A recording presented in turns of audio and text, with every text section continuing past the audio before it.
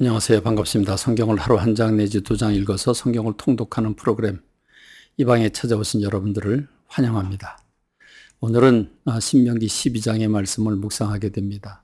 신명기 12장은 아마 제가 성경을 보면서 성경 중에서 가장 중요한 장 중에 하나가 아닐까 하는 생각이 듭니다. 그만큼 신명기 12장이 중요하죠. 제가 이 신명기 12장의 제목을 이렇게 잡아봤습니다. 평생에 지켜야 할 규례와 법도다. 이렇게 제가 정해봤습니다. 신명기 1장부터 11장까지는 모세가 지금 제2세대들, 출애굽한 2세대들에게 하나님의 말씀을 전하는 그 배경을 설명하고 있습니다.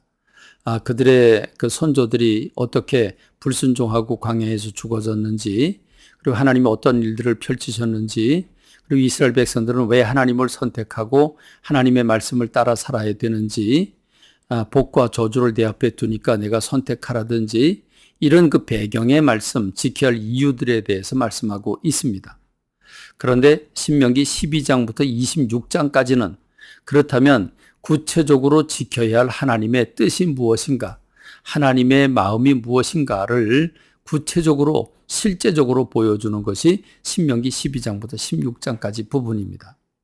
12장에서는 약속의 땅, 이스라엘에게 주시기로 약속한 그 젖과 꿀이라는 땅, 그 땅에 들어가면 원주민을 진멸하고 우상을 타파할 것을 말씀하고 계십니다. 그리고 하나님이 그 땅에서 살도록 복을 주시면 그 복을 받은 너희들이 어떻게 하나님 앞에 반응해야 할 것인가에 대한 부분을 말씀하고 있습니다. 이 1절로 3절의 말씀을 읽어보면 너희가 이제 약속한 땅에 들어가면 그 약속한 땅에 원주민들이 살고 있다. 그러니까 그 원주민들을 진멸해야 되는 과제가 있다. 그러니까 너희들이 원주민들을 진멸해야 된다. 이미 말씀해 주셨죠. 원주민을 왜 진멸하라고 했습니까? 그들의 죄악이 크기 때문에 하나님께서 그 악을 제거하기 위해서 원주민들을 진멸하라고 말씀하셨습니다. 그러니까 그들을 조금도 불쌍히 여기지 말고 완전히 진멸하고, 그리고 무엇보다도 그들을 진멸하는 이유가 우상 숭배하기 때문입니다. 그러므로 너희가 그 땅에 들어가서 그들을 정복할 때 그들이 섬기던 신들을 만나게 되면 그게 돌로 만들어졌으면 때려 부시고, 나무로 만들어졌으면 불태우고, 그렇게 해서 그 땅에서 산이든지 들판이든지 어디든지 우상을 섬기고 있는 부분들은 다 제거해라 라고 말씀하고 계십니다. 그렇습니다. 무엇보다도 이스라엘 백성들이 가장 먼저 해야 될 것은 원주민을 진멸하고 우상을 타파하는 일이었습니다. 오늘 저와 여러분들이 생각해 보면 이 말씀은 우리에게 해당이 없구나. 우리는 돌로 만들어진 우상도 없고 나무로 깎아 만든 우상도 우리 집에 없어. 아마 이렇게 생각할 수 있습니다. 그런데 여러분, 사도 바울이 탐심은 곧 우상 숭배라고 했습니다. 우상이 무엇입니까? 하나님보다 더 소중히 여기는 것이 있으면 그것을 우상이라고 말합니다.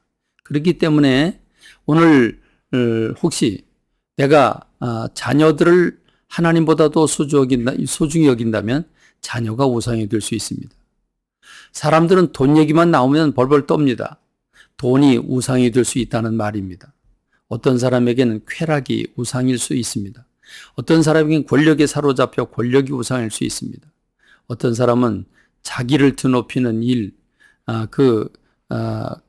자기를 드높이는 일에 그 우상 숭배가 될 수 있다 하는 말입니다. 그렇기 때문에 우리는 구약시대 사람들처럼 돌로 나무로 우상을 만들지 않았기 때문에 우린 관계없어 이렇게 말하기 어려울 것입니다. 그러므로 우리는 우상 숭배를 더 많이 하고 있는지도 모릅니다. 이 부분은 뼈를 깎는 고통이 동반되더라도 제거해야 됩니다. 그래야 우리가 삽니다. 성도들이 해야 될 최우선적인 첫 번째 지켜야 할 규례와 법도는 바로 우상을 타파해라. 자, 그럼 두 번째로 우상을 타파했으면 그 다음에 해야 될 일은 무엇입니까? 그러면 이제 진멸하고 우상을 타파했으면 그 땅은 빈자리가 됩니다. 그걸 제비를 뽑아서 이스라엘 백성들이 살게 할 것이지요. 그럼 이스라엘 백성들이 거기서 집을 짓고 농사를 짓고 이제 풍성하게 여유롭게 잘 살게 됩니다. 그렇게 평안하게 살게 될 때, 그럴 때 해야 될 게 무엇이겠습니까? 하나님은 그러면 거기서 먹고 마시고 즐거워해라 이렇게 말씀하지 않으셨습니다. 하나님 너희들이 복받은 것을 하나님이 택하신 곳이 있다. 하나님의 성전, 하나님이 택하신 곳이 있는데 하나님이 택하신 곳까지 그 하나님이 주신 것, 하나님이 주신 것을 가지고 와서 거기서 온 가족과 고아와 과부 그리고 레위인들과 더불어서 거기서 함께 식탁을 나누고 즐거워해라 라고 말씀하고 있습니다. 이 부분 우리가 깊이 생각해야 될 것입니다. 하나님은 하나님 앞에서 즐거워하라고 말씀하고 있습니다. 하나님은 하나님 앞에서 즐거워하라고 하는 말이 무슨 뜻이겠습니까? 그것은 너희가 너의 힘으로 너의 능력으로 재물을 얻고 농사에서 결실을 얻었다고 말하지 말라는 것입니다. 하나님이 주셨다는 것을 시인하라는 것입니다. 하나님이 주셨으니 하나님께 영광을 돌리라는 것입니다. 그래서 하나님은 11조를 드려라, 그리고 번제를 드려라, 그리고 소원제물과 각종의 예물을 주님 앞에 드리라고 말합니다. 왜냐하면 물질이 있는 곳에 마음이 있기 때문입니다.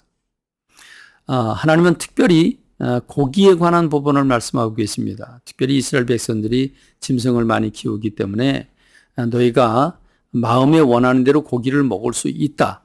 그런데 반드시 하나님 앞에 와서 거기서 먹어라.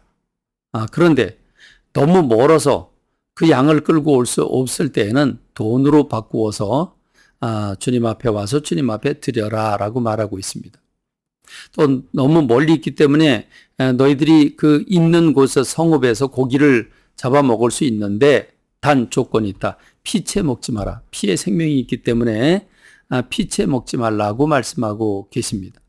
그러나 그럼에도 불구하고 번제와 11조를 비롯한 예물은 너희들이 살고 있는 성읍에서 드리지 말고 반드시 하나님 앞에 와서 하나님 앞에 드려야 된다라고 말하고 있습니다. 그렇습니다. 오늘 이스라엘 백성들이 가나안 땅에 들어가면 평생 지켜야 할 말씀 중에 첫 번째에 관한 부분입니다. 하나님을 사랑하고 하나님을 섬기라고 하는 우상을 타파라고 하는 말씀인데 이 말씀 오늘 현대적으로 새겨들어 그 말씀을 실천에 옮기는 저와 여러분이 되기를 바랍니다. 감사합니다. 말씀 뵙겠습니다.